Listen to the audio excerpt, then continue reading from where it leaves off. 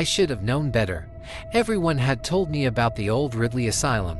It was where nightmares became real. They said, a place that had been shut down nearly 40 years ago.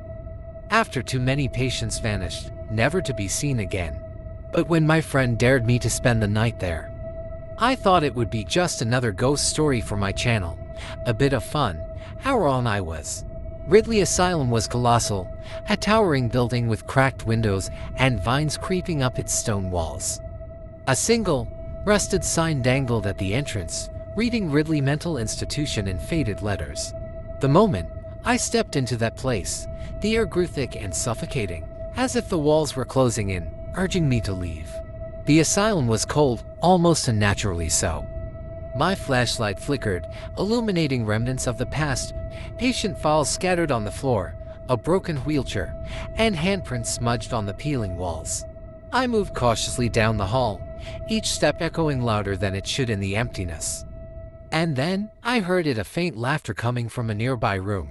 I followed the sound, and pushed open the door to the observation room. Inside, the walls were covered in old Polaroids of patients, each picture more disturbing than the last. Some had their faces scratched out, others looked like they were screaming. But the laughter continued, louder now, and closer. I turned, and my flashlight illuminated a figure, a little girl in a hospital gown, her hair hanging over her face. She whispered, "Play with me." I blinked, and she was gone, just an empty, decaying room. But the laughter remained, lingering like a bad dream. I tried to shake it off as nerves, but the asylum seemed to breathe around me, like it was alive. I moved down a narrow staircase, deeper into the building, and found myself in a series of cells. Iron bars lined both sides of the hallway, each cell housing nothing but darkness. Yet, as I passed each cell, I felt eyes watching me, and seen hands reaching out from the shadows. I stumbled into the solitary confinement ward, a place reserved for the most violent patients, they said. The walls here were different, covered in scratch marks and strange symbols painted in dried blood. I tried to shake off the fear clawing at my mind, but then I noticed something. One cell door was ajar. Inside, the room was pitch black. But my flashlight beam caught something in the corner, a figure crouched low, swaying back and forth. I couldn't move, couldn't breathe as I watched it stand up slowly, head tilting unnaturally to one side.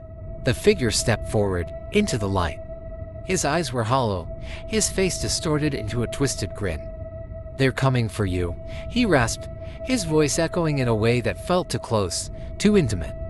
And then, the cell door slammed shut behind me. I bolted out of there, my flashlight barely illuminating the maze of hallways. Shadows stretched around every corner, following me, and I could hear whispers again, dozens of voices, each one beckoning, urging me to stay. I stumbled, and my flashlight flickered, casting the asylum in an erratic glow. And just when I thought I'd lost them, I felt a hand grip my shoulder. I found myself in what used to be the operating room. Rusted surgical tools lay strewn across the table, and a broken mirror reflected my pale, terrified face. I could feel them, dozens of eyes watching, and seen figures crowding the room, waiting. And then, I saw her again, the little girl, her face inches from mine, eyes filled with sorrow. "Help us. Don't leave us here."